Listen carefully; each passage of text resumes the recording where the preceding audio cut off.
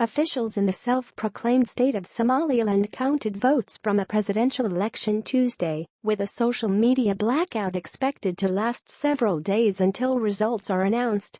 The Northern Territory, which declared independence from the rest of Somalia in 1991, hopes its third presidential election will bolster its democratic credentials and strengthen the case for independence from its troubled neighbor.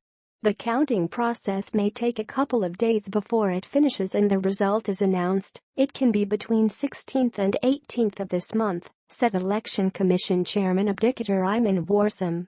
No incidents of violence, unrest, or disruption were reported during the day's voting on Monday. 3 candidates are vying for the state's top office: seasoned politicians Muse Bihi of the ruling Kulmiye party and opposition leaders Abdirahman and Faysal Warabe, who was defeated in a previous election in 2010. Incumbent Ahmed Mohamud Silaanyo is not seeking re-election. Elections are meant to be held every 5 years, but the poll was delayed for 2 years due to drought and technical issues. Somaliland's history of peaceful, credible elections and democratic transition sets it apart from anarchic southern Somalia, and indeed much of East Africa. Somalia's election earlier this year saw a president chosen via a limited electoral process in which hand-picked clan elders selected delegates who were allowed to vote.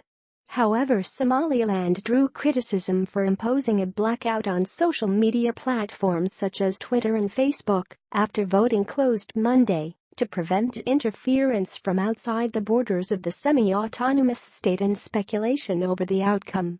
Somaliland, a former British protectorate, won independence in 1960, but days later joined with Somalia.